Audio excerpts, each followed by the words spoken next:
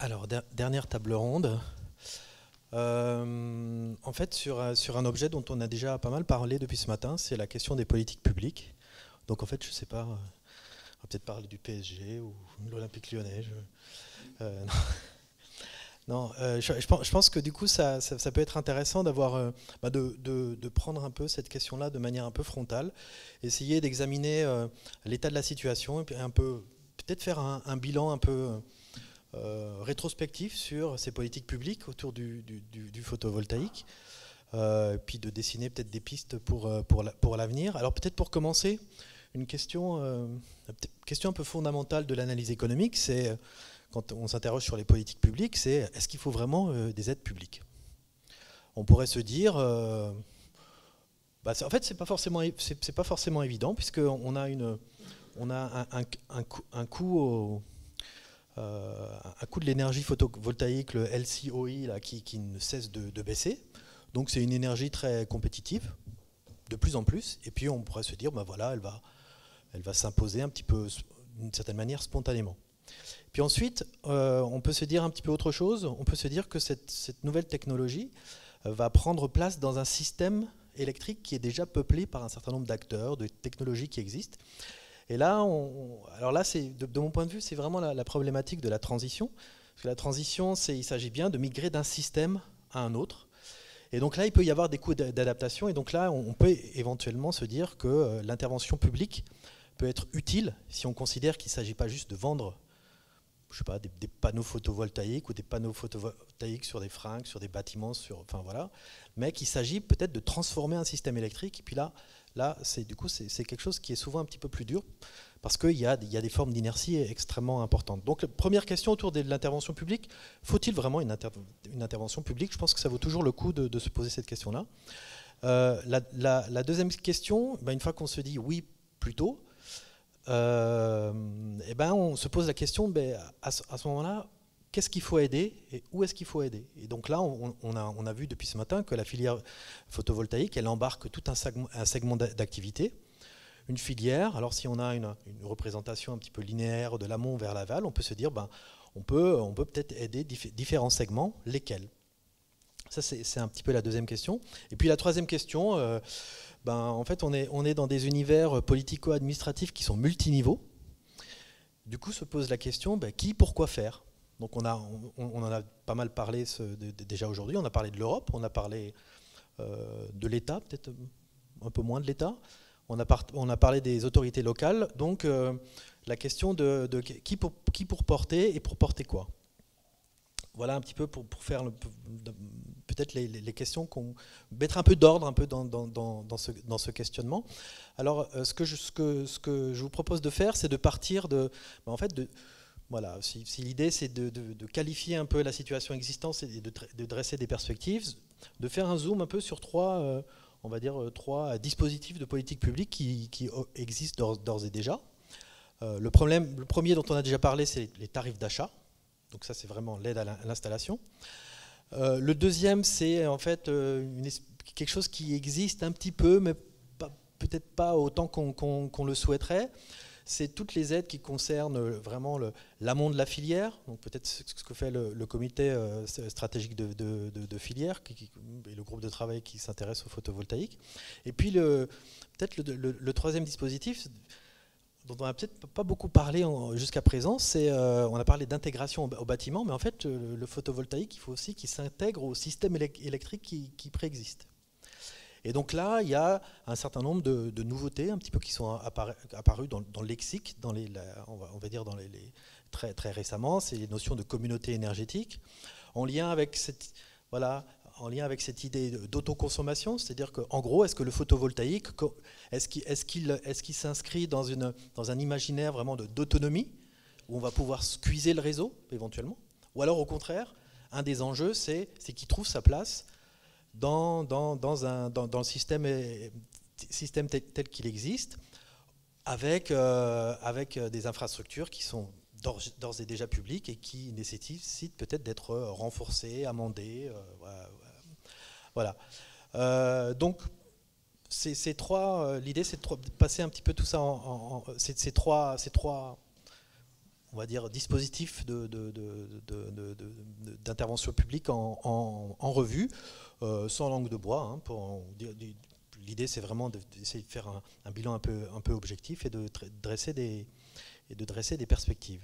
Alors pour ce faire, 3 intervenants, 3 experts et non pas 4. Alors il faut tout de suite que j'excuse Marilyn Vaiani qui m'a envoyé un SMS tout à l'heure en me disant que voilà, elle avait un problème familial épineux à résoudre, donc elle ne pourra malheureusement pas se joindre à nous. L'idée, c'était qu'elle nous parle un peu du comité stratégique de filière. On l'a déjà un petit peu évoqué lors de la deuxième table ronde. Peut-être on pourra en parler de manière voilà, un peu collective, en mobilisant peut-être les gens qui dans la salle ont participé à cette aventure. Sinon, voilà, on n'aura pas le plaisir d'écouter Marilyn Vaiani, mais nous avons le plaisir d'accueillir monsieur Hervé Lextrait, qui est directeur du pôle transition énergétique à la direction client et territoire d'Enedis. Donc là, on va parler du système électrique. Voilà. Marc Jedlichka, vous êtes directeur général de l'association ESPUL, hein, qui œuvre depuis 1991, donc ça fait quelques décennies déjà, au développement des ENR, et puis avec une très longue tradition d'expertise sur le solaire et le photovoltaïque. Donc merci d'être là. Et puis Xavier Daval, président fondateur de KilowatSol, donc c'est la petite boîte lyonnaise dont vous parliez tout à l'heure. Hein. Voilà, société de conseil et d'ingénierie dans le champ des ENR et du solaire. Vous êtes aussi président de la commission solaire du syndicat des énergies renouvelables et coprésident, vous en avez un petit peu parlé, je crois aussi tout à l'heure, du Global Solar Council, association qui représente l'industrie de l'énergie solaire à l'échelle internationale. Alors peut-être, on va commencer par vous, avec l'idée peut-être de positionner cette question du développement du photovoltaïque, de l'énergie solaire, à l'échelle internationale, et puis peut-être dans un second temps de réfléchir à partir de là la position de la France et de l'Europe et de leur politique. Merci Gilles. Alors, bonjour à tous. Je vais essayer effectivement de commencer par vous donner peut-être la big picture, ce qui est en train d'arriver. Je l'ai déjà échangé avec certains d'entre vous, mais quand il m'arrive souvent dans mes keynotes d'utiliser cette allégorie du tsunami, pour moi le solaire, l'énergie solaire est un tsunami. C'est une vague énorme qui est en train d'arriver. Elle est sourde, elle commence doucement. Et peu de gens l'ont entendu ou vu ou voulu la regarder. Et ce tsunami, cette vague, pour moi, soit on la voit d'un côté positif en se disant si on arrive à surfer dessus, à monter dessus, elle est tellement puissante qu'elle peut nous emmener très loin. Soit à l'inverse, on y fait obstacle, en la négligeant, en la regardant arriver et on se la prendra sur la figure. Et j'ai peur qu'aujourd'hui mon pays ait décidé de rester dans le deuxième camp. Et je ne vois toujours pas l'initiative qui nous amène délibérément à mobiliser tous les efforts et toutes les forces pour surfer cette vague.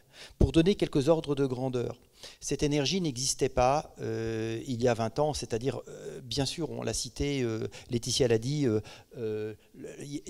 en 1954, les premières cellules, clair, ok. La première vague dans les années 80, une première dynamique, on croit que ça va partir, c'est pas parti, et c'était epsilonesque ce qui se produisait. Et puis d'un coup, grâce à de l'argent public, grâce à un programme ambitieux allemand, on décide d'amorcer la pompe et de faire décoller le système. Et le système est parti. Et cette vague est une déferlante extraordinaire. Et ce qui va nous arriver est dans des ordres de grandeur que peu de gens ont commencé à voir. Et on entend maintenant des chiffres, on voit les chiffres de l'IAE, on voit toutes les études qui avaient lieu tous les ans de l'Agence de l'énergie, des différentes agences, de toutes les ONG, etc. Faux tous les ans. Faux tous les ans. En année de Covid, la Chine, cette année, a posé 48 gigawatts de panneaux. Une année de Covid, une croissance de 60%. Avec des chiffres de 48 gigawatts. Ça veut dire que je voudrais que vous compreniez qu'on n'est pas en train de parler de 2-3 panneaux x2, x3. On est en train de parler de chiffres qui sont énormes. Les États-Unis, une année de Covid, a posé 19 gigawatts, c'est-à-dire 43% de croissance. Donc ce n'est pas 1 ou 2% de plus, ce sont des chiffres significatifs et des ambitions qui s'annoncent qui sont incroyables. Le Department of Energy, début septembre, vient de lancer sa roadmap dans lequel, royalement, je vous rappelle que cumuler l'Amérique à 96 gigawatts de panneaux installés et que pour 2025, demain, l'ambition c'est 225, plus que x2. Pour 2030, 550, plus que x2. Pour 2035, 1000 gigawatts. On est en train de parler de chiffres à l'échelle du millier de gigawatts, et nous, on se tourne autour du nombril avec quelques acteurs qui font quelques centaines de mégawatts. On est à l'erreur de l'équation.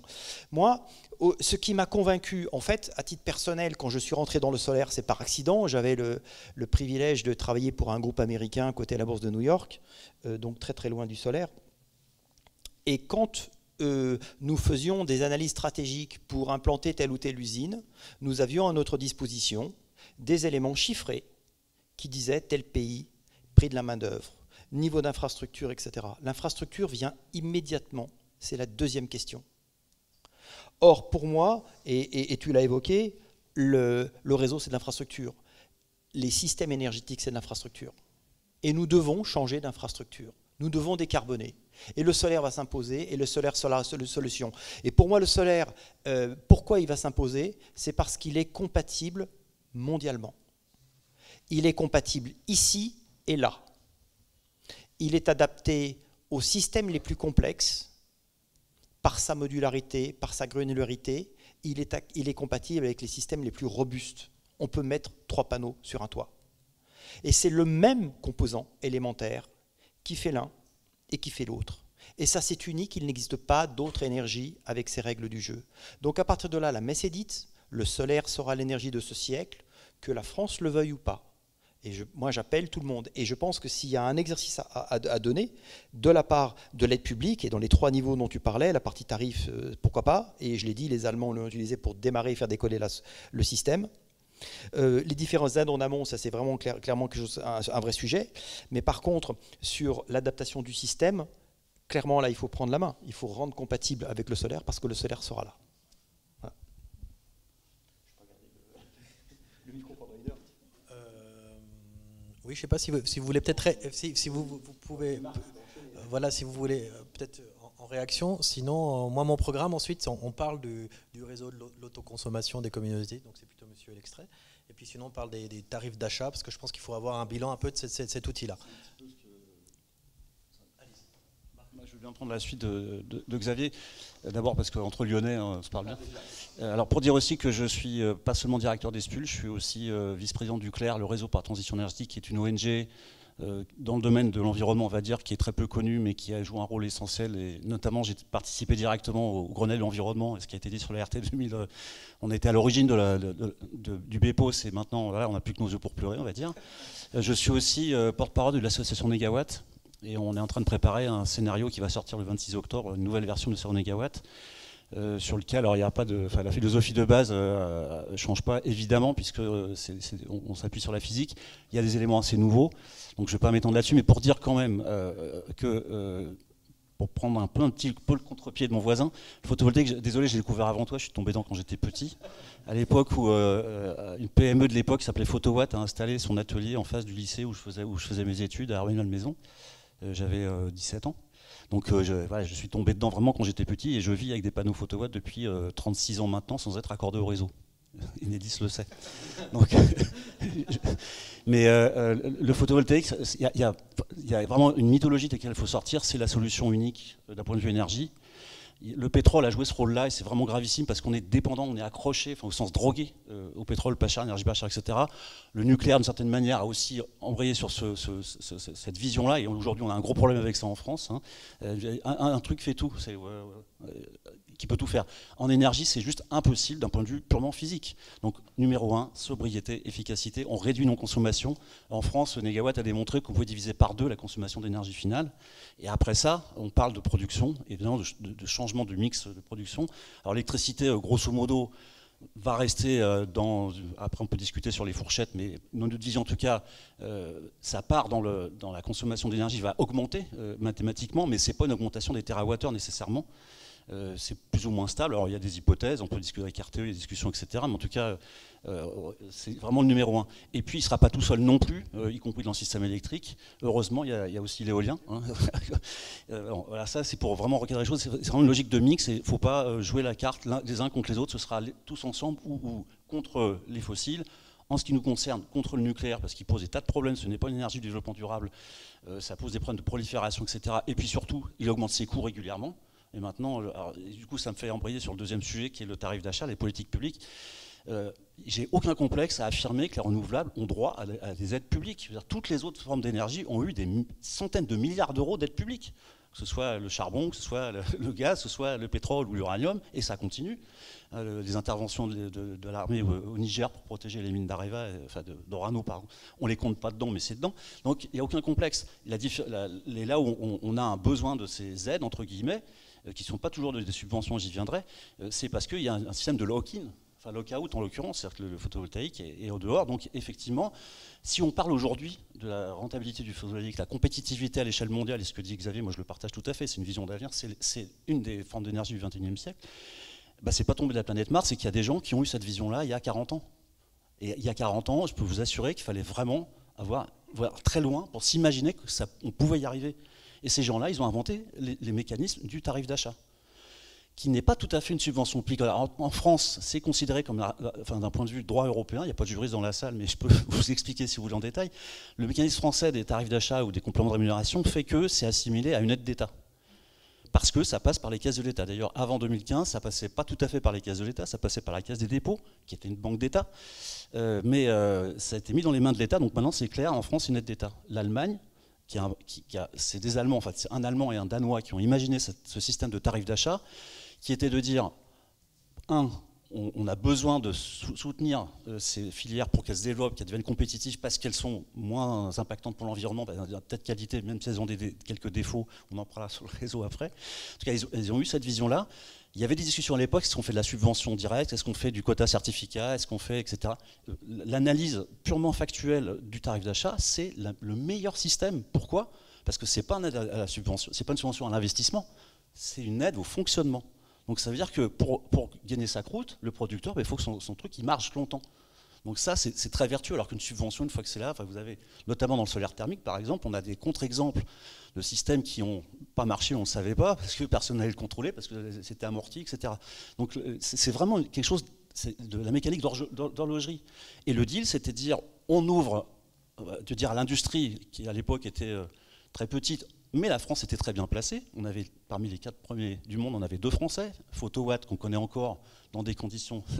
Et puis France Photon, qui a disparu parce qu'il y a eu un choix politique en 86 de dire, quand la FME a divisé ses subventions par 4, c'était à l'époque de l'arrivée de M. Chirac comme Premier ministre et Alain Madelin comme ministre de l'Industrie.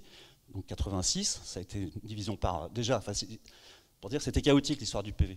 Donc on était bien positionnés, mais on a renoncé complètement à ça. Mais les Allemands, eux, ont mis en place ça, et c'est pas les contribuables allemands qui ont payé, c'est les consommateurs allemands. C'est un petit peu différent. C'est-à-dire qu'ils ont accepté de payer plus cher leur électricité, 2 fois plus cher actuellement. Les Danois, c'est encore pire. Moyennant quoi, ils en consomment 2 fois moins. Donc la facture à la fin du mois est à peu près la même. Et ça, cet argent-là a été donné, dirigé vers l'industrie photovoltaïque et éolienne, en disant on ouvre des marchés pour vos clients, donc les producteurs d'électricité photovoltaïque. Du coup, en amont, l'industrie photovoltaïque s'est développée, effet d'échelle, recherche, etc. Vous connaissez ça vous êtes mieux que moi encore, mais on voit bien sur la durée, et ça c'est en 2001, la mise en place des tarifs d'achat en Allemagne, hein, c'est 2001, c'est 20 ans. Une industrie qui a été capable de rembourser entre guillemets sa dette, d'avoir à cette vitesse-là des progrès, c'est quelque chose d'absolument extraordinaire, à mon avis, qui restera dans l'histoire du développement industriel. Les étudiants, dans un siècle ou 2, ils étudieront ça encore, parce que ce n'est pas un miracle, c'est parce que l'intrinsèque de la technologie photovoltaïque, le fait qu'on fait des cellules de plus en plus minces, etc., elle a cette mécanique en elle. Et ça, cette vision-là, qui aujourd'hui est évidente, il fallait l'avoir il y a 40 ans. Il fallait aussi avoir la capacité d'imposer, d'un point de vue politique, parce que c'est une décision politique, les tarifs d'achat, c'est pas tombé de la planète Mars, même si c'est les petits hommes verts qui l'ont amené. Eh bien, il a fallu, donc voilà, rendons hommage à ces gens-là. Maintenant, on est arrivé effectivement à ce qu'a dit Xavier tout à l'heure, c'est-à-dire qu'on est arrivé à des prix. La compétitivité n'est pas encore là. Donc, je ne dis pas, il y a plus besoin d'aide quelle qu'elle soit. Il y a encore besoin, notamment en France, pour des tas de raisons, on n'est pas très ensoleillé. On a surtout un système bureaucratique, ça coûte beaucoup plus cher en France que dans n'importe quel autre pays. Enfin, on est à 20 ou 30% plus cher, même si les produits de base sont les mêmes. Hein, beaucoup plus de temps, dans l'éolien c'est pareil. Donc on a encore besoin d'aide, mais il faut effectivement bien la cibler. Et de mon point de vue, en tout cas, l'aide qui a marché à tous les coups et sur laquelle il ne faut pas lâcher encore, c'est celle-là, c'est l'aide à la production d'électricité, parce que c'est quand même l'objectif final. L'objectif de ces aides-là, c'est pas juste de faire des panneaux. Hein, il faut bien que ça crache derrière du kilowattheure, que nos amis d'Enedis vont se faire une joie d'accueillir et de transporter. Donc voilà, c'était juste... c'était important que je revienne juste après Xavier, pour après enchaîner effectivement sur les autres sujets.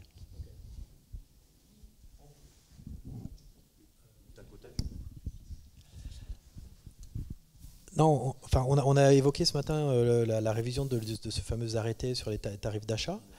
Est-ce qu'il y a des choses à dire là-dessus, parce que c'est des choses qui sont progressivement remises à jour. Là, ils tardent quand même un petit peu à arriver. On voulait inviter la DGEC, ils ne sont pas venus. Alors peut-être, c'est quoi ce problème avec l'arrêté des tarifs d'achat? C'est absolument pas nouveau. Enfin, donc, on a raccordé le premier kilowatt crête au photovoltaïque au réseau en 1991. On a importé la technologie électronique de puissance, donc on a été les premiers, donc on a suivi tout le déroulé. C'est pas du tout, c'est chronique, c'est-à-dire que effectivement la technostructure française, je dis bien la technostructure française dans l'administration d'État a refusé, mais sciemment refusé, d'envisager que ça puisse être possible qu'un jour ce machin, le solaire, soit rentable. Donc c'est un impensé, c'est un tabou, c'est quelque chose de complètement... je pense que c'est un problème quasi psychanalytique. Oui. Quand on disait à l'époque, les premiers tarifs d'achat, quand on les demandait dans les années 90, fin des années 90, la loi de février 2000, c'est cette loi-là qui a permis d'avoir le cadre législatif permettant le tarif d'achat. Il y a eu des discussions homériques sur le niveau de tarif, et l'éolien a eu la chance de passer en premier. Et l'éolien a eu un tarif d'achat qui était bien calibré, qui était très bien. Il était en fait copié du tarif allemand. Donc 5 premières années, tout le monde la même chose. Et les 10 années suivantes, on module le tarif en fonction du productible, de façon à ce qu'au bout du compte des 15 ans, ce que le tarif d'achat doit garantir, c'est un TRI, c'est une rentabilité. Et ça, comme c'est une dérogation au droit de la concurrence au niveau européen, ça veut dire que cette rentabilité doit être suffisante. Sans ça, il n'y a pas de projet, ça ne sert à rien. Mais non excessive. Sans ça, il y a ce qu'on appelle des rentes de situation. Ça, c'est en gros 1% au-dessus du taux d'inflation. Enfin, on va dire, c'est un TRI à 4-5% actuellement. C'est ce qu'on aurait dû faire. On a commencé en 2002 par faire un tarif qui était en dessous, 15 centimes d'euros, c'était parce que c'était un franc français. J'ai entendu quelqu'un d'EDF, à l'époque c'était intégré, dire non, un franc français, on ne paiera jamais un kilowatt-heure photovoltaïque au plus d'un franc. D'accord, ça a été 15 centimes. Pendant 3-4 ans, il a fallu aller chercher des subventions, des régions, de l'ADEME, de s'y bricoler. On a continué à bricoler, donc d'où pas de décollage, un calme plat, quelques kilowatts ou centaines de kilowatts. Voilà. 2005, une décision politique de Villepin pour sortir du piège c'était la situation des... oui, enfin bref, il avait besoin d'une annonce politique positive pour les jeunes, etc., parce qu'il y a la grève des CEP, etc. Il a été cherché donc doublement du tarif d'achat, on passe de 15 à 30 centimes. Ça ne suffit toujours pas, parce qu'à l'époque, il fallait à peu près 45 centimes pour être dans les TRI corrects, pour que les projets se fassent. Et là, c'est l'ADEME, génial, a glissé un papier, on va faire une prime d'intégration. Alors en plus, moi, j'en suis on en est un peu responsable. La première tuile photovoltaïque qui a été développée en 2001, dans un programme européen qui s'appelait Vivier Starlet, qui avait eu le triangle d'or de Batimat, le grand événement du bâtiment. Donc il y a des prix par filière, et après le prix suprême c'est Batimat. Je pense que voilà. Donc c'était Imerys Toiture pour pas les citer. Donc première tuile photovoltaïque, on l'a développé l'intégration, c'est très bien l'intégration bâtie. Sauf que qu'est-ce qu'on en a fait? On a fait une niche pour dire le photovoltaïque à la niche. Tu rentres dans ta niche. C'est exactement ça. Et on a augmenté des coûts, on a créé des problèmes d'étanchéité. Enfin, c'est quelque chose. Le photovoltaïque, son métier, c'est pas d'assurer l'étanchéité des maisons. Donc on a voulu faire deux choses à la place d'une. L'excellence française, on est les meilleurs du monde. L'excellence aussi, oui, c'est une exception. Il y a eu tout on pourra se replonger sur l'époque. Et maintenant, j'ai l'impression qu'on repart là-dessus. C'est-à-dire que pour pas faire, la vraie innovation, on dit souvent avec mes collègues, la vraie innovation massifier ce qui marche. C'est vraiment innovant, parce que ce qui marche, on ne le fait pas, et ce qu'on ne sait pas si ça marche, peut-être d'un voilà, hop, on va payer d'innovation en amont, on va faire des concepts ça, avec des impasses. Hein. On a des tas d'impasses. Enfin, je ne veux pas faire le catalogue, mais donc ça c'est la vraie histoire des tarifs photovoltaïques. Donc après, il y a eu la bulle spéculative, donc 55 centimes en plus avec des tarifs d'achat, des contrats. On a une technologie qui baisse à l'époque déjà. Enfin, quand on dit ça fait 10 ans, non, ça fait 40 ans que le photovoltaïque baisse ses coûts. Hein, et c'est comme ça, c'est 40 ans, et c'est encore pour 40 ans. Eh bien, c'était de dire les contrats d'achat, à l'intérieur du contrat, on compense l'inflation. Donc l'augmente, et pour les nouveaux contrats, on augmente aussi. C'est-à-dire qu'on était à 55, l'année d'après c'était 58, ça arrivait jusqu'à 62 centimes tour du kilowattheure. Avec en face une technologie qui baisse ses coûts de 10% par an. Mais quel est l'imbécile qui m'a fait ça, quoi? Je le connais, je connais les noms. Mais c'est complètement aberrant. On aurait voulu, je ne suis pas complotiste, mais on aurait voulu faire en sorte de flinguer le photovoltaïque, on ne s'y serait pas pris autrement que ce que l'administration française a fait, que la DGEC avant, la DGEC, etc. Et ça continue maintenant. On fait une annonce, Madame Borne qui vient, on va doubler, passer de 100 à 500 kW, voilà, ce qui est une demande. C'est juste se mettre au plafond européen, ce n'est pas une demande extraordinaire, etc. On a fini par lui faire comprendre, elle a dit oui, on y va. Mars 2020. Et là, on est en septembre 2021. Qu'est-ce qui se passe? Tout le monde attend, il ne se passe rien. En plus, c'est le segment entre 100 et 500 kW. C'est celui-là qui est vraiment important à développer. Ce n'est pas avec les 9 kW ou les 300 watts chez les particuliers en autoconsommation qu'on va avancer. Nous, dans Négawatt, on parle de 140 gigawatts installés en 2050. Donc, il va falloir y aller. Ils disent, c'est bien, on les embête avec ça, mais on va y arriver. Donc, on a sans arrêt, c'est vraiment une exception française, une excellence française, c'est comment faire en sorte que ça avance le moins vite possible, tout en ayant un discours à côté sur l'excellence française, sur voilà, etc. Donc le malaise, il vient, à mon avis, vraiment de là. Et puis derrière ça, on a aussi des procédures, le raccordement, on arrive à avancer, on a eu du mal, mais maintenant on y arrive un petit peu, on va dire, on n'est pas au bout de nos peines, mais on va dire que ça s'est amélioré. Il y a des questions, les bâtiments de France. Vous savez qu'il y a une centrale photovoltaïque qui est au pied du Vatican, Basilique Saint-Pierre, au pied. Les architectes des bâtiments d'Italie, ils ont laissé faire. Hein, ils sont pas français. Voilà. On a des chaussures dans les cailloux dans les chaussures, on n'arrête pas de nous en mettre. Enfin, moi, j'attends une vraie stratégie, et ça aussi, c'est pour l'industrie. Moi, je parle essentiellement du côté applicatif, mais évidemment que ça vaut pour l'industrie. Hein, alors, on arrive à trouver des sous pour faire, pour avoir. Je ne veux pas non plus me fâcher avec tout le monde, mais l'argent qu'on met dans la R&D, chez certains grands organismes d'État aujourd'hui, il paraît que c'est des champions du monde des brevets déposés. Et je voudrais savoir ce qu'il en sort, quoi. Concrètement, dans le photovoltaïque aujourd'hui, j'ai pas vu. Voilà. On a un problème avec ça en France, c'est cette vision. Et nous, c'est ce qu'on veut partager. Là-dessus, on est parfaitement d'accord. Qu'on le veuille ou non, il y aura plein de photovoltaïques, ce sera tartiné. La question, c'est pas de savoir si on en aura ou pas. La question, c'est de savoir si est-ce qu'on veut que la France soit dedans ou pas. C'est que ça. On peut juste en rajouter une petite couche. Est-ce que de votre point de vue, on pourrait designer ces tarifs d'achat de manière à faire en sorte qu'ils puissent aussi être vertueux du point de vue de la production locale? Ou est-ce que ça, c'est un leurre et il faut avoir une politique dédiée? Non, alors, déjà... parce qu'il y a ces critères carbone, enfin, on en a déjà parlé un petit peu de ça. On peut associer des conditions comme ça. Enfin, moi, j'ai vraiment rien contre. Et la question le protectionnisme industriel, moi, j'ai pas de problème avec ça. Enfin, philosophiquement, ça me choque pas du tout. On peut le faire. Après, il faut pas faire n'importe quoi non plus. Mais, par exemple, les tarifs d'achat, ça c'est des Allemands qui m'avaient dit ça il y a bien 15 ans. Ils m'avaient dit, mais en France, vous allez avoir un problème parce que l'ensoleillement entre Lille et Perpignan, c'est un facteur presque 2. Et du coup, vous allez avoir un problème parce que nous, on n'a pas ça. En Allemagne, ils n'ont pas ça. Même en Italie, il n'y a pas ce différentiel-là. La France, c'est vraiment un cas particulier. On porte la demande depuis des années maintenant d'une modulation géographique du tarif d'achat, comme pour l'éolien, ça s'est fait, je vous disais, pour garantir un TRI, c'est-à-dire d'avoir un tarif différencié qui soit moins élevé à Perpignan qu'à Lille. Alors on nous dit, on ne va pas mettre du solaire où il n'y a pas de soleil. D'accord. Bon. Mais du soleil, il y en a partout. Alors, la moitié du temps, dans tous les points du globe, il y a du soleil la journée, quoi. Enfin, alors c'est pas... Juste petite... Je ponctue d'anecdotes. Je rappelle juste que la Belgique, l'année dernière, a posé plus de panneaux que la France. Mais c'est vrai que la Belgique est au sud de la France. Pardon, je suis stupide. Et le Danemark est un tout petit pays qui a 0 aide publique sur le photovoltaïque. Il y en a partout sur les maisons Danemark. Mais bon, donc voilà, nous on porte ce type de modulation. En fait, dit autrement, et ça c'est quand on lit bien les textes européens, le tarif d'achat c'est une dérogation dans la concurrence. C'est pour permettre... Il y a des objectifs environnementaux, industriels qui ne sont pas vraiment dits, mais ce n'est pas grave, mais ils sont là quand même. Mais ils sont là à la main des États pour faire bien leur travail. Et bien faire son travail, ça veut dire ne pas créer de bulles spéculatives, parce que la bulle spéculative, c'est 20 000 emplois qui ont disparu. Alors c'est vrai qu'on avait vu arriver les marchands du temple qui vendaient des encyclopédies aux aveugles. C'était vraiment un très malsain. Donc ça a détruit ça, ça donne une image déplorable du photovoltaïque. En fait, l'État n'a jamais fait son boulot là-dessus. Donc la modulation, alors ça peut être une modulation, nous on la propose géographique, pour compenser, alors l'enseignement, pas en totalité, mais au moins partiellement. Ça peut être une modulation aussi, le prix, parce que si vous installez le prix du plombier à Paris, le prix du plombier dans mon village de Beaujolais, c'est pas le même. Donc le coût de la main-d'œuvre, par exemple, le coût des travaux, on va dire en général, pourra être pris en compte.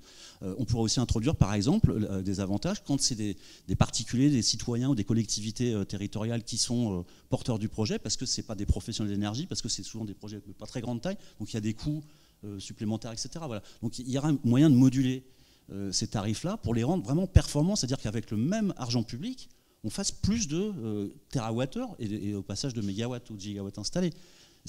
Mais ça demande à l'État qui devienne expert du sujet. Et en Allemagne, si ça s'est fait, c'est parce que l'État rencontrait tous les ans du photovoltaïque et les gens de l'éolien pour faire à livre ouvert, vous en êtes où de la baisse des coûts, d'avoir un corridor, mais un corridor qui corresponde à une réalité industrielle et pas à une méthode de calcul de 3 clampins dans les tours de la Défense ou à la Creux qui nous expliquent comment le monde il est en vrai, quoi. C'est ça aujourd'hui. Enfin, moi, j'ai entendu des discours sur la rentabilité du photovoltaïque de la part des bureaucrates qui sont vraiment... c'est hallucinant d'entendre ça. C'est scandaleux parce que c'est des gens qui sont payés par nos impôts. Mais voilà, donc si l'État faisait vraiment son travail, qu'il prenne les choses au sérieux, on pourrait vraiment avancer. Ce n'est pas encore le cas aujourd'hui. Très bien. On change de sujet, peut-être ? Oui, parce qu'il est intarissable, là.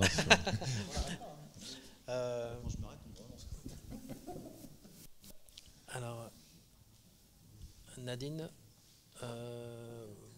vous... Non, mais je vais peut-être parler de réseau, c'est ça ? Voilà. Peut-être avant de projeter, ah oui, d'accord. avant de projeter alors, les slides. L'idée, c'était de faire un point. Voilà, voilà, ce qu'on peut entendre parfois, c'est le photovoltaïque dans la période récente a peut-être été porté par l'autoconsommation.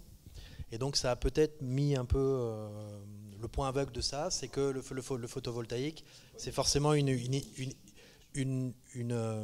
énergie qu'il faut partager, qu'il faut mettre en réseau. Et donc se pose la question de le lien entre le photovoltaïque et les réseaux publics de distribution. Voilà. Ouais, c'est une question effectivement fondamentale, le lien entre le photovoltaïque et le réseau. Et avant de rentrer peut-être dans le sujet, je suis content que Marc ait donné une nouvelle fois l'anecdote de son logement situé au fond des bois et qui n'est pas raccordé au réseau public grâce au photovoltaïque en partie, mais je ne crois pas qu'il y a d'autres... non, il y a une autre source de production, non, pour en appoint. Bon, mais bon, en tout cas, c'est très bien que ça puisse exister, mais c'est clairement pas le modèle français. Le modèle français, c'est bien de se raccorder au réseau public, même s'il y a des chalets de haute montagne pour lesquels avoir des panneaux photovoltaïques en autonomie ou en autarcie, c'est super, et ça existera toujours. Mais l'être humain étant un être social, et notamment en France, on a tous envie de peut-être se rapprocher de ses voisins, d'être dans une agglomération, un village ou une ville, et là, de toute façon, on sera raccordé au réseau. Donc, le réseau public, le photovoltaïque, c'est un vrai mariage, un mariage d'amour, n'est-ce pas, Laetitia, Xavier, Marc. J'ai toutes les associations là, de la filière autour de moi, donc j'ai pas besoin de donner des preuves d'amour.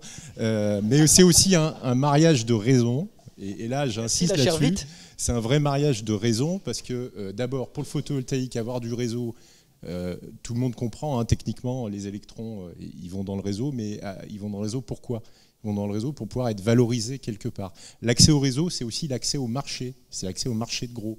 Le marché de gros, il existe en France, mais il existe aussi en Europe, même si il est critiqué là, notamment ces temps-ci. Mais c'est la possibilité à chaque instant, chaque heure de la journée, chaque jour de la semaine, chaque semaine du mois, chaque mois de l'année, de pouvoir trouver un débouché, une valorisation de sa production d'électricité. Et ça, c'est vachement important pour rentabiliser une installation. Donc le réseau, il est là pour ça, c'est important qu'il soit là.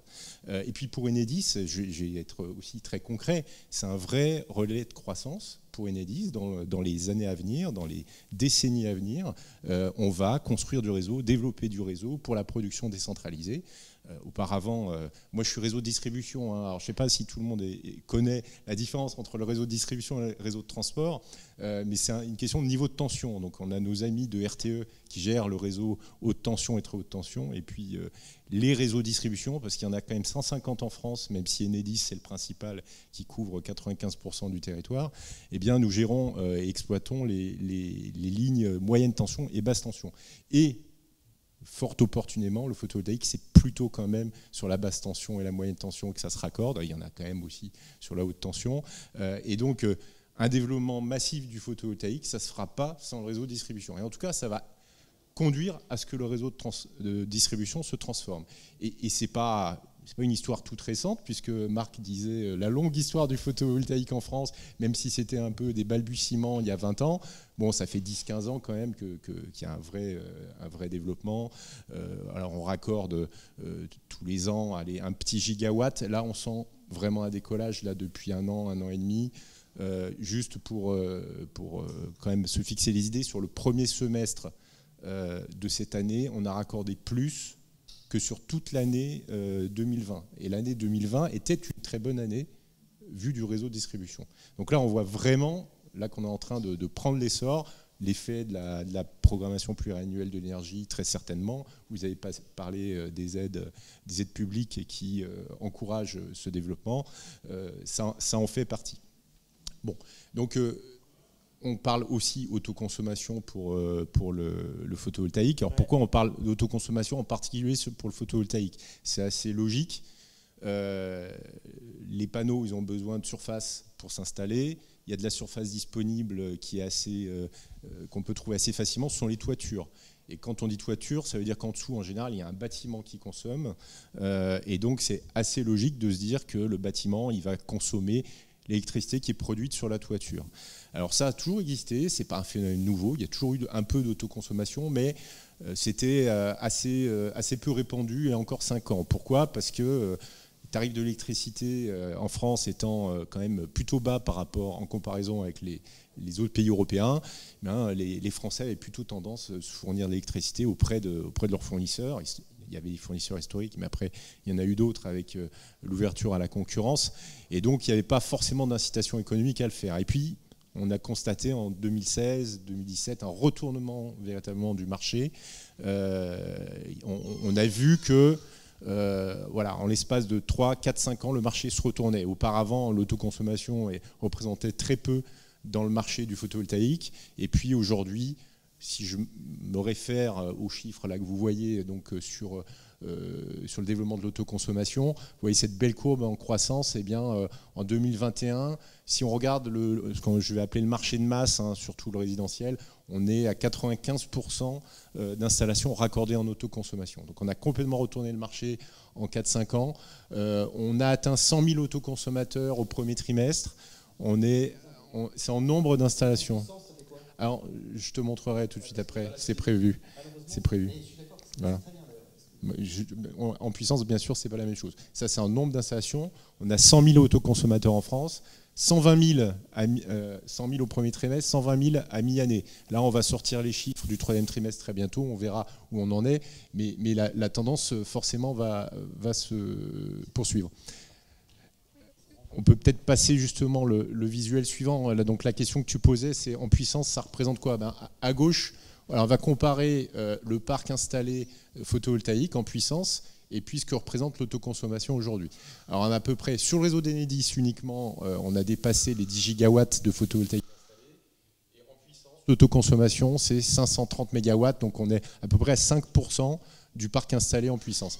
Mais 5% sur le stock, mais regardez la tendance. Hein. Au premier semestre, c'est quand même 11%. L'autoconsommation, c'est 11% de ce qu'on a raccordé au premier semestre. Ouais. Et en nombre d'installations, c'est là où on a des chiffres beaucoup plus importants parce qu'on est sur le marché de masse. Il y a plein de petites installations de 3 kW qui se raccordent. On a 500 000 producteurs raccordés au réseau d'Enedis. Et sur les 500 000, il y a 120 000 autoconsommateurs. Donc c'est quand même 25% du parc installé aujourd'hui en nombre d'installations qui se fait en autoconsommation. Je voudrais, pour nos amis économistes, s'il y en a dans la salle, c'est revenir sur la théorie de la courbe en S. Et qui, à mon avis, est peu connu et pas perçu. Typiquement, le solaire est un candidat parfait à la théorie de la courbe en S. Une courbe en S, c'est un marché qui monte tout doucement, on peut la mettre en équation, c'est en exponentielle. Elle monte tout doucement, et d'un coup, ça s'accélère, et elle va recommencer. Et ça, en lui, le photovoltaïque porte toutes les caractéristiques qui permettent de tenir ça. Il a une croissance soutenue de 30 à 40% par an depuis 10 ans. Alors 30 à 40% de rien, ça fait une très très belle asymptote qui tangente l'horizontale. Et d'un coup, ça s'accélère. Changement de phase, bing. Et c'est ça qui va se passer. Et exactement ce que vous êtes en train de voir, c'est que jusqu'à présent, ça faisait quelques pourcents, ça faisait 1%, 5%, ça fait rien. Mais on vient de changer de pente. C'est-à-dire qu'on est toujours sur la courbe, mais là, elle va s'accélérer, elle va s'accélérer. Et ça veut dire que c'est la preuve que c'est parti. Et simplement, quand on va le voir, ça sera trop tard. Alors, du coup, la question qui est posée, c'est finalement, est-ce que l'autoconsommation fait partie des moteurs de cette accélération? Je ne sais pas tellement répondre à cette question. C'est probable que oui. C'est un des éléments parmi d'autres. On a parlé des dispositifs de soutien public. En tout cas, aujourd'hui, l'accélération, elle se fait sur toute la filière photovoltaïque. On le voit aussi sur les grands parcs. On raccorde quand même beaucoup plus de grands parcs photovoltaïques, des parcs au sol, qui ne sont pas en autoconsommation.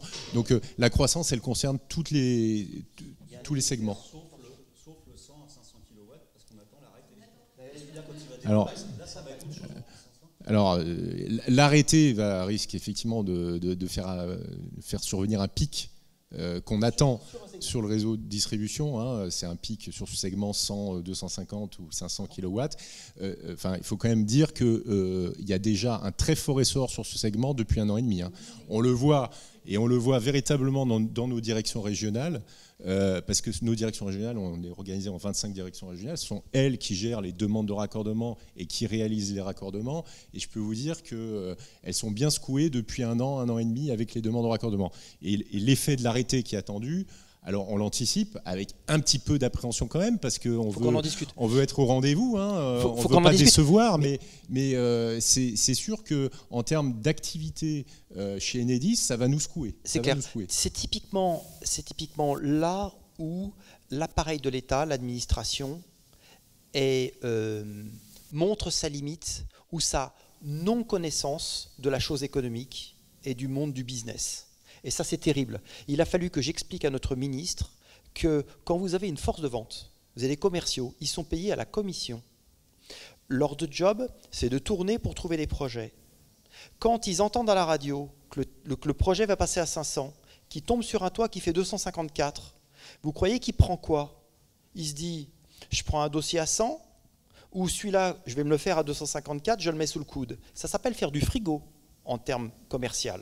Et le mec, il fait du frigo. Et les gars font du frigo, tous les collaborateurs font du frigo depuis 1 an et demi. Ce n'est pas les entreprises, ce sont les collaborateurs directement, parce qu'ils sont payés à la commission, et c'est parce que c'est comme ça que fonctionne une force de vente. Mais si on n'a jamais foutu les pieds dans un business et qu'on ne sait pas ce que c'est que la vraie vie économique, on ne peut pas le comprendre. Alors on peut délayer la décision d'1 an et demi. Et d'un coup, ce qui va sortir, c'est que tous les autres, ils ont quasiment les machins signés. Et ça va tomber d'un coup. Et là, on va nous dire, oh, il y a une explosion, on ne peut pas gérer, on va vous mettre vous devant le fait accompli. On va dire, c'est Enedis qui ne peut pas raccorder. Je veux dire, alors que le problème ne vient pas de vous, il vient d'une annonce trop tôt, sans comprendre comment fonctionne le business.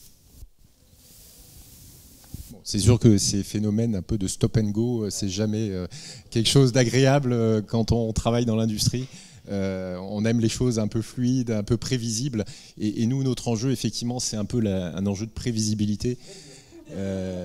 si on veut parler des enjeux pour le réseau, pour demain, que ce soit de l'autoconsommation ou pas, de toute façon, je veux démystifier aussi ça vis-à-vis peut-être d'un public qui pense que l'autoconsommation c'est quelque chose d'intéressant pour Enedis. C'est ni intéressant ni désintéressant, c'est neutre pour le réseau. On a besoin, quoi qu'il en soit, de construire des capacités d'accueil pour les énergies renouvelables, qu'elles soient en autoconsommation ou pas, ça ne change rien.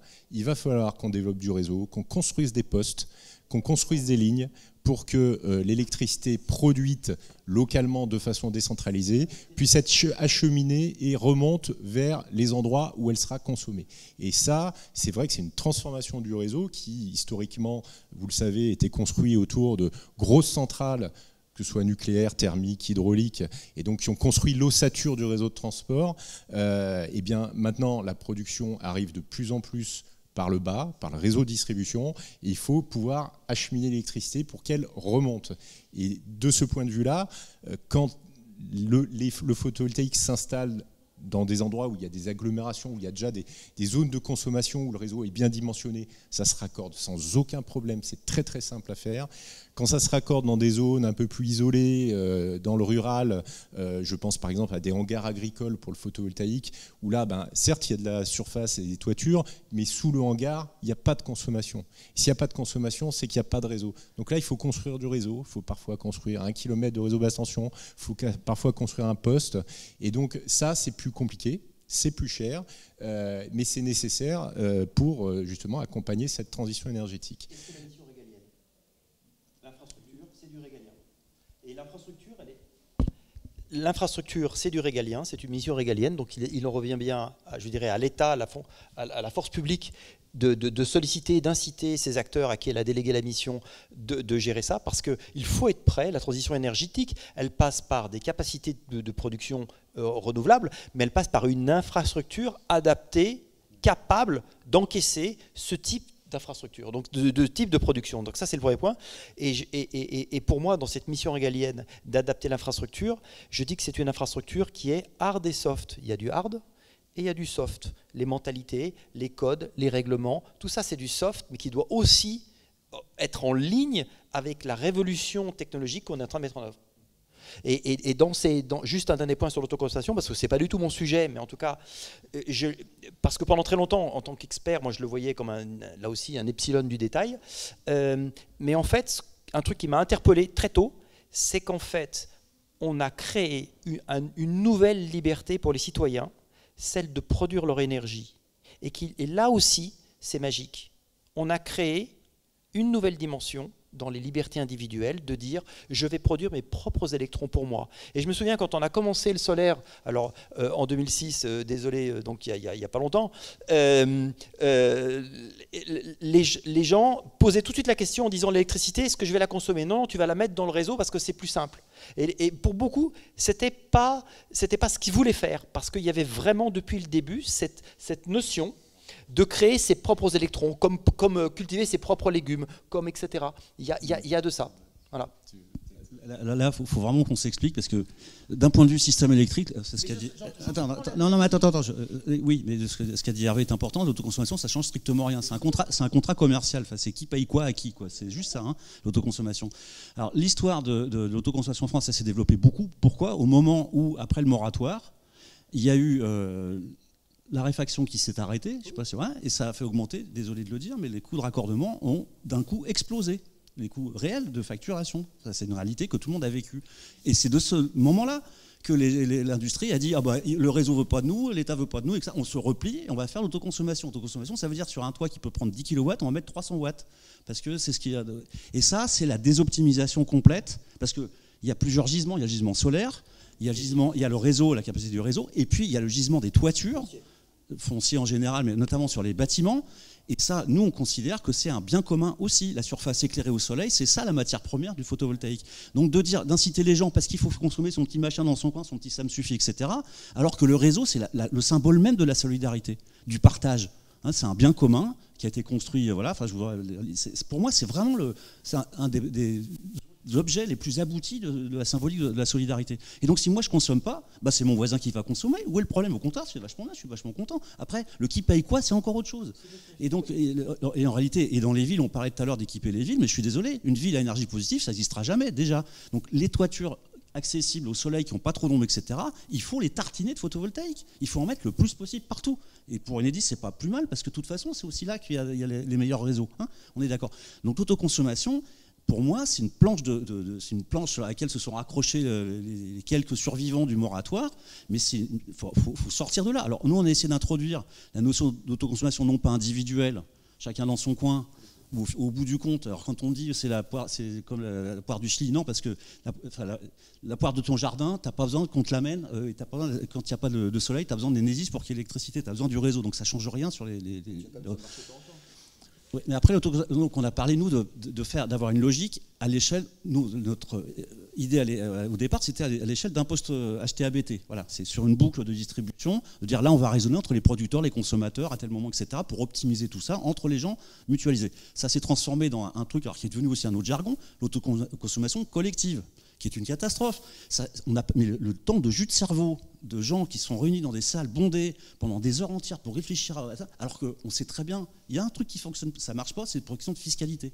Aujourd'hui, on arrive très mal à sortir des... Alors ça a évolué, et ce n'est pas une mauvaise chose en soi, l'autoconsommation collective, mais la manière dont elle est traitée en France, ça en fait un sujet, c'est un non-sujet, on passe un temps dingue de cerveau, de juristes, alors là, des juristes capables de... Il y en a plein, et on n'a pas des gigawatts qui s'installent, quoi. Nous, ce qu'on veut, c'est des gigawatts. Donc, il faut oublier tout ça. On raisonne gisement. Il y a le gisement solaire, le gisement des bâtiments, éventuellement le gisement des friches industrielles, des zones dégradées, etc. Pas sur le secteur agricole. Alors, la forêt landaise, on peut en discuter. J'étais voir là, le projet Euriseo. C'est vrai qu'il y a un vrai sujet autour de ça. Donc, 1 gigawatt, c'est 1000 hectares de PV au sol dans la forêt landaise, mais c'est pas de la forêt, hein. C'est de la plantation de sapins. Donc voilà. En tout cas, il va y avoir besoin de tout ça. Et prenons un peu de hauteur et raisonnons à l'échelle nationale et européenne que ça, ce sont des biens communs et qu'il faut les valoriser au mieux, techniquement et économiquement. Et dernier point, pour que ça fonctionne tout ça aujourd'hui, dans la phase où on peut en mettre tant qu'on veut du photovoltaïque sur le réseau, parce qu'on est à quelques pourcents, donc ça ne se voit pas, etc., va arriver un jour qu'on peut plus ou moins prédire. Non, il va falloir aussi non seulement renforcer les câbles, etc., il va falloir que le réseau se gère autrement, soit exploité autrement. Alors nous, on est sur une vision 100% renouvelable, c'est très clair. Et là, ce n'est pas nous qui avons donné la réponse, c'est RTE et l'AIE. Dans le cadre du programme européen de recherche, le programme s'appelle Migrate, je ne sais pas si vous avez entendu Migrate, c'est en français. Ils ont fait la démonstration qu'on a aujourd'hui les technologies disponibles pour imaginer un réseau 100% renouvelable, et même plus que ça, 100% renouvelable de flux éolien et solaire. Et ce qui a permis ça, et ça, moi, ça m'a vraiment fait prendre conscience de ce que c'était, c'est l'électronique de puissance. C'est une révolution copernicienne dans la gestion des réseaux à terme. Alors, pas du jour au lendemain, effectivement, on part de loin, on va y arriver. Mais en tout cas, c'est grâce aux compensateurs synchrones et grâce aux technologies qui sont dans les onduleurs, hein, c'est ça, c'est juste les onduleurs de raccordement au réseau, entièrement pilotables. Grâce à ça, et ces publications de RTE et AIE, là, ils vont en faire d'autres là, bientôt, des publications, on sait faire. Donc pourquoi on se restreindrait à faire quelques pourcents alors qu'on peut faire un système 100% alors hydraulique, renouvelable, éolien, PV, etc. Mais on sait le faire. Et c'est là-dessus qu'il faut mettre le paquet sur la recherche, sur le développement. C'est sur les solutions industrielles, des solutions ces solutions-là résolvent tout un tas de problèmes. Et après, on sera beaucoup plus facile. On sera tous contents et on aura tous les codes, les savoir-faire, les modes de financement, etc. pour y arriver, quoi. La question du financement est effectivement cruciale parce que on vient de discuter de tout ce que le réseau pouvait faire, mais pour l'adapter et le développer, ça a un coût. Alors c'est un coût qui n'est pas toujours répercuté sur le producteur. Je suis désolé d'être un peu l'oiseau de mauvais augure, mais notamment s'agissant de l'autoconsommation. Alors là, pour le coup, c'est formidable pour le client qui souhaite s'équiper d'un panneau, parce qu'avec le compteur Linky, maintenant 9 Français sur 10 en bénéficient, eh bien ça compte dans les deux. Linky compte dans les deux sens. Donc on n'a pas besoin d'intervention technique pour ajouter un compteur. Non, le compteur il est déjà là, il compte dans les deux sens. Donc par simple téléopération qu'on fait à distance, on fait basculer le compteur Linky en mode producteur. Ça se fait en 24 heures, donc c'est rapide et c'est gratuit. Alors voilà, coût de raccordement de l'autoconsommation à Enedis maintenant, c'est gratuit, alors qu'il y a 10 ans, il fallait payer un deuxième compteur, il fallait attendre le rendez-vous avec le technicien. Donc en général, c'était 600 €, parfois même 1000 €. Maintenant, c'est gratuit. Voilà, donc c'est sûr que ça facilite aussi, ça encourage le développement de l'autoconsommation. Mais pour autant, je l'ai dit tout à l'heure, rajoutant plein de petits panneaux photovoltaïques partout sur le territoire, eh bien, il faut renforcer le réseau en amont. Et donc ça a un coût, il faut le financer. Donc cette question du financement, elle reste cruciale. Nous, on reste très attachés au signal prix que le réseau renvoie aux producteurs. Alors les petits producteurs sont favorisés parce qu'ils sont épargnés, mais les producteurs de moyenne taille ou grande taille payent quand même une partie de leur coût de raccordement. On reste très attaché à ce signal prix parce que il renvoie quand même l'idée selon laquelle c'est plus intéressant d'aller se raccorder pas loin d'un réseau existant, pas loin d'un réseau qui est suffisamment robuste, alors que quand on se raccorde dans un endroit complètement perdu au fin fond de la campagne, ça a un coût. Et donc nous, on reste très attachés à ça. Ce qui n'est pas financé par le producteur lui-même l'est par l'ensemble des consommateurs. On a parlé tout à l'heure, Marc a très bien parlé du rôle de solidarité que constitue le réseau. Et ça se traduit par un tarif de réseau qui est péréqué, que l'ensemble des consommateurs payent au travers de leur facture d'électricité. Leurs fournisseurs font payer une partie qui correspond à ce tarif. Et donc, il est là aussi pour financer la transition énergétique et l'insertion des renouvelables. Après, la question c'est est-ce que ça doit être à n'importe quel coût? Est-ce qu'on doit être sur le quoi qu'il en coûte, comme on a beaucoup entendu ces 2 dernières années? Je ne suis pas certain. Alors là, je te prends les doigts dans le pot de confiture.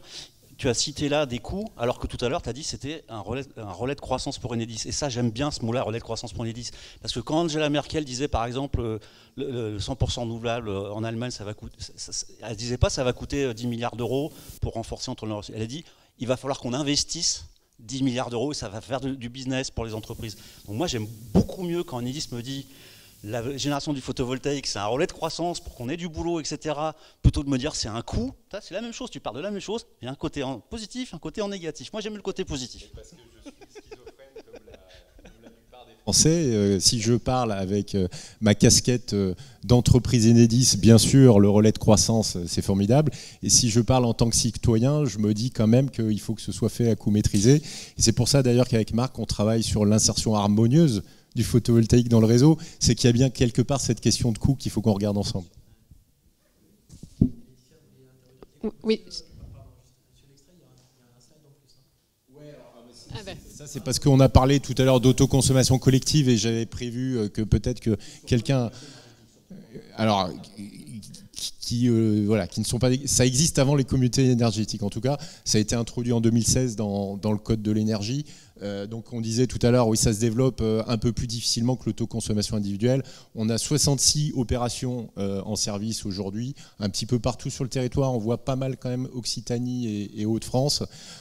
Donc c'est assez modeste par rapport à l'autoconsommation individuelle. Tout à l'heure, j'ai dit 120 000 autoconsommateurs. Là, il y en a 695 autoconsommateurs collectifs sur le territoire. On n'est pas du tout sur la même échelle, mais en même temps, ça se comprend aussi. C'est quand même compliqué de se mettre d'accord avec ses voisins. Imaginez-vous, ceux qui habitent en copropriété, vous le savez, les assemblées générales, pour se mettre d'accord, c'est quand même pas facile. Bon, là, c'est plus facile quand on décide tout seul dans sa maison individuelle que quand on est en copropriété. Là, c'est pareil. Je pense que ça reflète la difficulté qu'il y a à mettre les gens d'accord autour d'un projet. Ça reflète surtout un cadre fiscal et juridique qui est vraiment compliqué. Mais pour le coup, l'autoconsommation collective, j'espère que ça n'aura été qu'un épisode. Maintenant, le vrai sujet qui est sur la table, là pour le coup, la question est complètement ouverte, c'est les communautés énergétiques aujourd'hui. Pour l'instant, on ne sait pas vraiment où on va. Ce qu'on sait, c'est que c'est venu de l'Europe, ça c'est clair, parce que spontanément en France, je ne pense pas que... D'abord, le mot communauté en France, il est toujours connoté négativement, le communautarisme, etc. On entend des fois le président de l'ACRE nous dire qu'il ne veut pas le communautarisme énergétique. Enfin bon, mais en réalité, bon, c'est un mot anglo-saxon, mais qui veut bien dire ce qu'il veut dire. Mais surtout, il a été introduit parce que le modèle français centralisé, unique, etc., comme on a le service public à la française, comme on dit, c'est pas un modèle qui est dans toute l'Europe. Et donc, ces questions de communauté locale, enfin d'échanges d'énergie locaux, y compris, moi je connais des endroits où c'est des coopératives de citoyens qui sont propriétaires exploitants des réseaux de distribution, et ça marche très bien, hein, c'est pas du service, enfin, ils sont soumis à des règles de service public. Un petit détail aussi, au Danemark, où il y a une centaine de distributeurs, donc le même métier qu'Enedis, ils ont interdiction de faire 1 euro de bénéfice, alors que le Danemark est un pays très libéral du point de vue économique. Ils ont interdit de faire 1 seul euro de bénéfice. C'est du service public à la danoise, on va dire, moyennant quoi, il y a des endroits où c'est géré par des coopératives locales. C'est-à-dire que quand on vient habiter là, qu'on prend son abonnement, ben, on a aussi une part de la coopérative, on vote pour le bureau, enfin, les dirigeants de la coopérative, et c'est eux. Je connais par exemple un réseau de distribution, je crois qu'il est passé au-dessus de 100 000, avant il était à moins de 100 000, au milieu du Danemark, ils avaient décidé d'être 100% renouvelable. Donc, et leur siège social, c'était une usine ancienne, une usine à charbon. Voilà. Donc on a des modèles, on va dire, et c'est un peu de ça qui est venu en France, avec, en plus, alors, il y a 2 directives différentes, une sur le marché, une sur les renouvelables, qui ont créé 2 objets différents, c'est les communautés d'énergie renouvelable et les communautés d'énergie citoyenne. C'est assez indémerdable, on ne va pas se lancer là-dedans.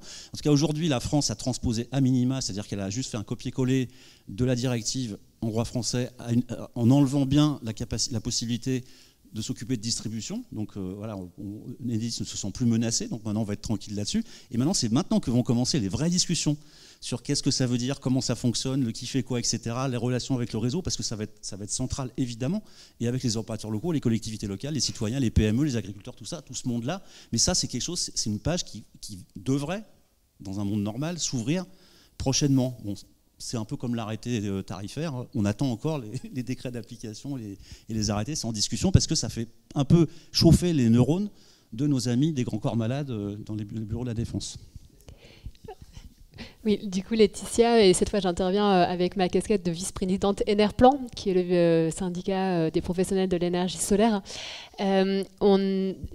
C'était pour apporter 3 compléments au débat, si vous le permettez. La première sur le débat de est-ce qu'un autoconsommateur est un égoïste malvenu pour la transition énergétique. J'avoue que c'est pas forcément la vision qu'on a nous au niveau du syndicat. On pense que commencer même par un kit avec un seul panneau, ça met un premier pas dans l'engrenage de la volonté d'être sur du photovoltaïque. Que derrière, beaucoup sont très contents, ont envie d'aller à plus, à 3 kilos. Derrière, ils achètent aussi peut-être des pompes à chaleur, des véhicules électriques demain, et ils vont passer à 9 et beaucoup plus kilos. Et en fait, cette démarche itérative des autoconsommateurs, d'abord pour leurs propres besoins, nous semble venir du terrain et une vraie appétence du marché. Il ne faut pas aller contre l'appétence, parce qu'au final, on réduit encore finalement le marché existant. C'est en tout cas notre conviction.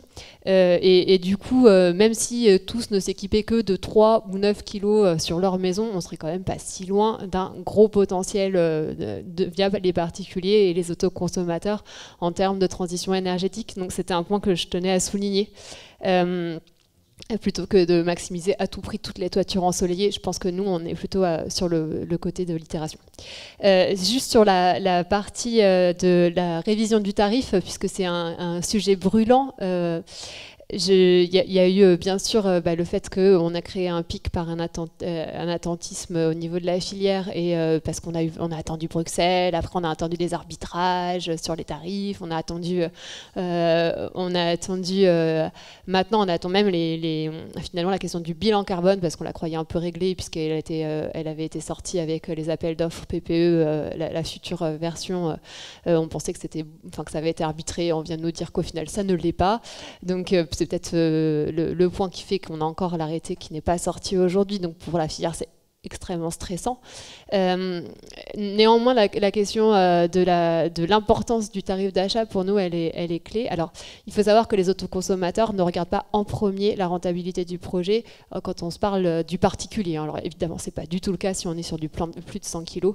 Mais sur le particulier, typiquement, on va avoir de plus en plus de particuliers qui vont ajouter une batterie avec leur système photovoltaïque, ce qui, en soi, n'a pas de sens économique, mais qui, pour un système global de marché, avoir finalement du stockage décentralisé peut être intéressant, en tout cas pilotable, pourrait faire partie d'un système énergétique plus largement. Et donc si ce n'est pas la rentabilité qui les drive, la question du tarif d'achat ou de la prime, puisque c'est deux mécanismes d'incitation, elle se pose et la question que nous on a là-dessus, on est très favorable à la maintenir même en cas de compétitivité du photovoltaïque et non pas seulement quand ce n'est pas compétitif, parce qu'elle canalise le marché vers des installateurs qui peuvent être contrôlés. Typiquement pour avoir droit à la prime, il faut avoir une obligation d'être qualifié RGE et il y a des audits qui sont systématiquement réalisés dans ce cadre. Donc pour nous, on est très favorable à avoir des primes même symboliques, même si ce n'est pas pour une question de rentabilité, mais pour une question aussi finalement de structuration de la filière. C'est un premier point. Et le deuxième point, pour des marchés beaucoup plus grands, on a aussi un tissu de PME chez les développeurs qui est riche et qu'on souhaite maintenir. Quand on s'oriente vers des marchés de PPA, on se rend compte que finalement, on a dans PPA, c'est donc tout ce qui est du gré à gré, la vente de gré à gré, où là, du coup, on se passe finalement des aides et des tarifs d'achat durement gagnés par appel d'offres. On a une transition vers ça. Elle n'est pas favorable spécialement aux PME parce qu'il faut avoir une grosse structuration, une grosse fiabilité en termes de bilan. Et pour nous, vraiment, la question des appels d'offres et des compléments de rémunération, c'est clairement une garantie apportée par l'État qui est indispensable à la filière et à la structuration des PME, par les PME de cette filière. Et donc, cette filière pourra rapporter, parce que peut-être que les prix de marché, on le voit aujourd'hui, sont très hauts et finalement, c'est l'État qui sera gagnant là-dedans. Mais en tout cas, ça permet à ces PME de se lancer aussi dans le grand bain et d'avoir des financements qui sont apportés et des crédibilités, cette garantie. Donc, il n'y a pas que la question de la compétitivité, il y a aussi clairement la question de la structuration de la filière, à la fois sur les garanties et sur finalement RGE, ce qu'on appelle la qualification des installateurs. Voilà, un dernier point, c'était sur la petite anecdote sur la modulation géographique qui est chère à SPUL, qui est chère à Enerplan aussi. Le compromis qu'a trouvé le futur arrêté tarifaire, c'est d'avoir un tarif élevé, mais plafonné en heures. Ce qui permet en fait tous ceux qui atteignent ce taux horaire d'avoir autant de rentabilité, puisqu'en fait le surplus au-delà de ces milliers d'heures il est vraiment à des prix très bas. Donc c'était en fait une modulation par un tarif haut plafonné en heures. Finalement nous c'est un point qui nous va bien, même si c'était pas la première idée qu'on a de la modulation géographique. Et dernière question, c'était, on entend beaucoup parler, et ça je la renvoie à Enedis, finalement de plans à 2050 sur 70 à 208 gigawatts. Est-ce que vous êtes prêts? Est-ce que vous êtes assez nombreux? Est-ce que vous serez assez nombreux? Est-ce que vous voyez aussi l'argent arriver pour structurer le réseau? Parce que finalement, ça fera clé. On l'a dit, le réseau, c'est clairement le ciment d'une nouvelle on va dire d'un nouveau paysage, d'un nouveau système énergétique décentralisé, et donc on a besoin de vous. Est-ce que vous l'avez bien? Est-ce que vous savez tout ce qu'il faut? Alors, je pense que Laetitia pose la question avec une petite pointe de plaisanterie, parce que bien sûr l'argent à l'horizon 2050 on l'a pas encore, j'espère qu'on l'aura. Nous on voit à un horizon de 4 ans nos ressources qui sont tirées du tarif. Pourquoi de 4 ans? Parce que c'est une période tarifaire qui est fixée par le régulateur, par la CRE. Donc là, on débute un nouveau tarif, le 6e, c'est le TURPE 6, donc qui va nous emmener jusqu'en 2025. Donc là, on voit bien ce qui va nous arriver jusqu'en 2025. Au-delà de 2025, on rediscutera d'un nouveau tarif pour une période de 4 ans. Bon, par contre, ce qu'on a transmis à la CRE, c'est une trajectoire industrielle qui nous emmène à 2035. Donc ça, la CRE l'a bien en main, elle l'a bien en tête. Donc on a normalement les ressources pour financer le réseau. On a en moyenne 4 milliards d'euros d'investissement par an. Donc Ça inclut l'insertion des renouvelables, mais pas que. On dépense de l'argent pas que pour le renouvelable, heureusement. Et d'ailleurs, le renouvelable représente une partie minoritaire de nos investissements à ce stade. Si on va à 2050 avec des scénarios aujourd'hui qui ne sont pas décidés, entre des mix énergétiques 50% nucléaire, 50% ENR ou un mix 100% ENR, c'est pas la même chose pour le réseau. C'est clair que ça sera des adaptations qui seront différentes, à des coûts différents. Donc là, moi je parle pour réseau de distribution, mais le réseau de transport, c'est la même chose, c'est l'étage au-dessus de nous. Donc il faut bien intégrer l'ensemble de ces coûts dans les choix politiques qui seront faits pour cet horizon-là. Donc là, Marc parlait tout à l'heure de scénarios que RTE va produire prochainement pour éclairer justement le débat politique. Je pense que ça tombe bien, on est en pleine campagne présidentielle, ça ne manquera pas, je pense, de faire réagir et de faire parler les différents candidats. Peut-être, je ne vois pas quelle heure il est, mais bon. Est-ce qu'on peut peut-être finir en parlant de ce dont aurait parlé Marilyn Vaiani sur le comité stratégique de filière et du coup, toute l'intervention publique qu'il pourrait y avoir, de l'ordre plutôt de la politique industrielle, un peu sur l'amont de la filière. Est-ce que ça vaut le coup d'investir aussi sur ce segment-là, ou est-ce que finalement la baisse un peu spontanée des coûts va... Juste un mot sur le passé, parce que si on a à se poser cette question-là, c'est qu'en France, on n'a pas voulu avoir de filière. On a délibérément, moi, je me rappelle de Photowatt dans les années 2005, PDG de Photowatt, qui s'appelait Eric Laborde, qui était aussi président de l'Association européenne du photovoltaïque. Il avait coutume de dire, quand il parlait en public, que le 4 janvier, il avait fini de travailler pour la France. Ce qu'il faisait, son moteur, c'était le marché allemand. À l'époque, c'était 50 MW, d'ailleurs, ils sont toujours à 50 MW à Photowatt. Et à l'époque, il avait. Alors, il faut savoir, Photowatt, c'est une entreprise 100% française qui s'est créée en 1976 par un Lyonnais qui s'appelle Claude Rémy, qui avait utilisé des brevets Philips et qui avait monté sa petite boîte, donc à la maison où j'étais, et qui a grossi, etc. Et là, Eric Laborde avait vraiment ce besoin industriel, parce que c'en était un vrai, d'un facteur 10. Entre-temps, Claude Rémy avait voulu vendre sa boîte. Personne en France n'a voulu le racheter. C'était une pépite, cette boîte. Une pépite parce qu'ils avaient notamment une avance technologique sur la découpe, la finesse de découpe des cellules, grâce à des machines suisses, etc. Ils étaient vraiment très très bons au niveau mondial. Personne en France n'a voulu bouger le petit doigt pour les racheter. Du coup, il s'est fait racheter par des Canadiens. Ça lui a été renvoyé après quand il disait « il faut que je passe de 50 MW à 500 MW ». C'est une question, il démontrait ça de manière très très claire. Bon, à l'époque, 500 MW, c'était vraiment très haut pour des usines. Ça lui a été refusé. Pour vous dire jusqu'où ça a été, il a fallu que moi, je fasse l'intermédiaire entre le cabinet de Chirac et Jean Terme à l'INES pour qu'ils finissent par répondre à Eric Laborde, qui habite à Bourgoin-Jallieu, à 30 km de Chambéry. Et ça n'a pas débouché parce qu'ils ne sont pas arrivés à s'entendre. Et après, il y a eu le moratoire, il y a eu l'obligation de rachat de Photowatt par EDF, la demande de Sarkozy, voilà. Et pour en faire quoi? Rien du tout. Rien du tout. Donc maintenant, on embraye sur l'avenir, mais sur le passé, n'oublions pas ça. C'est-à-dire que s'il y avait une once de vision stratégique industrielle, et je ne parle même pas d'énergie, là je parle d'industrie pure et dure, mais ça n'aurait jamais dû arriver. Photowatt aurait dû, peut-être qu'un jour ils auraient fait comme les Allemands, aller construire en Chine, parce que les Allemands, les usines étaient en Allemagne quand même, elles sont parties en Chine, parce que les Allemands, eux, fabriquent des machines-outils, ils vendaient les usines aux Chinois pour faire les panneaux. C'était ça le modèle, quoi. Donc maintenant, on commence à sentir que ça va revenir avec cette rejonction, etc. Enfin, c'est pas une histoire qui est terminée du tout. De toute façon, l'industrie du photovoltaïque, elle n'est jamais terminée. Mais peut-être que ça serait fait comme ça, mais au moins on aurait eu un champion mondial. En plus, avec un avantage compétitif que j'avais déjà cité à l'époque, c'est que c'est décarboné l'électricité française. Pour une fois que le nucléaire pouvait servir à quelque chose, ben non, on l'a pas voulu. Pour moi, c'était l'évidence. Il fallait que les usines de panneaux soient en France et qu'on vende en Allemagne, parce que c'est là, au point de vue carbone, qu'on était le meilleur.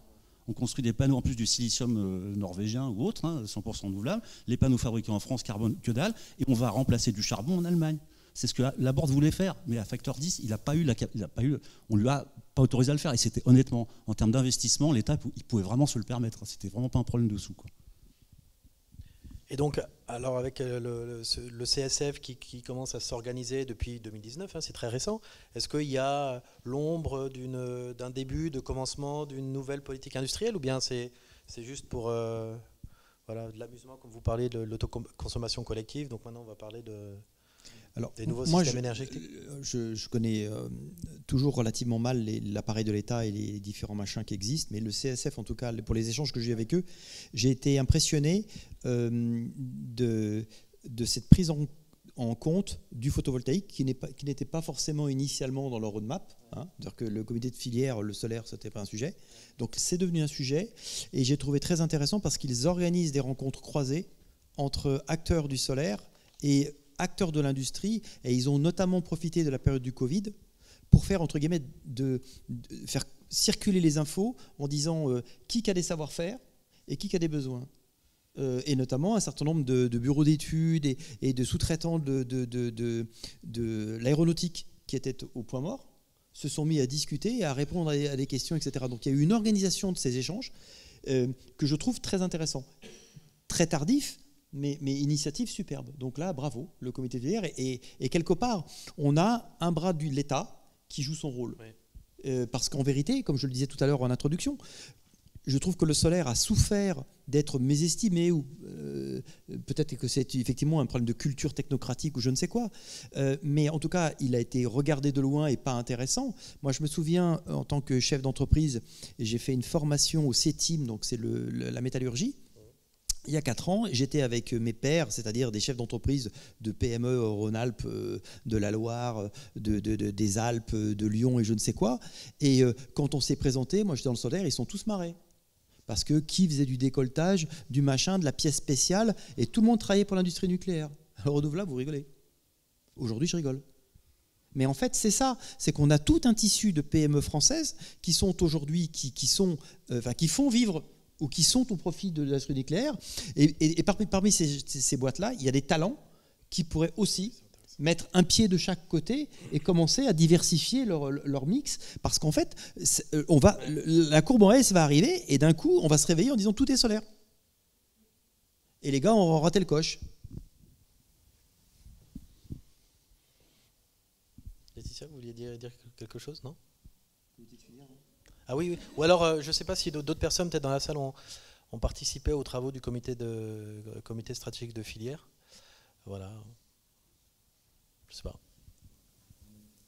Ouais.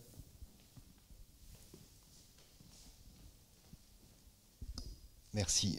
Oui, donc tout à l'heure, j'en ai un peu rendu compte, mais juste, puisque ça n'a pas été mentionné, je ne suis pas sûr que ça change complètement l'histoire, mais vous savez que il va y avoir dans le jargon du pays A4, donc la nouvelle période de budget de soutien à l'innovation, il va y avoir une stratégie d'accélération sur le photovoltaïque. Ce qui était effectivement, comme ça a été évoqué tout à l'heure, pas du tout gagné à la fin de l'année 2020.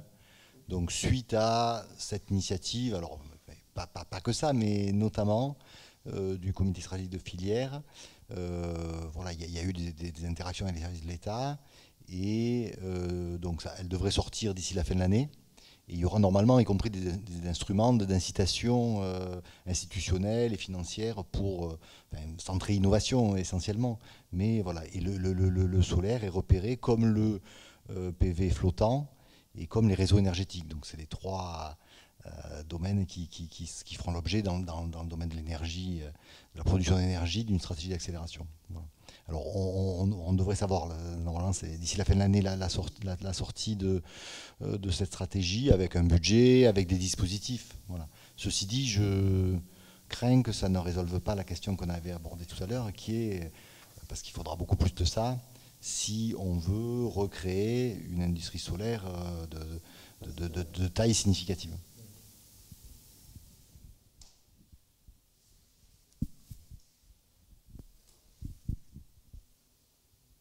Il y a peut-être une dernière question dans la salle ? Non ?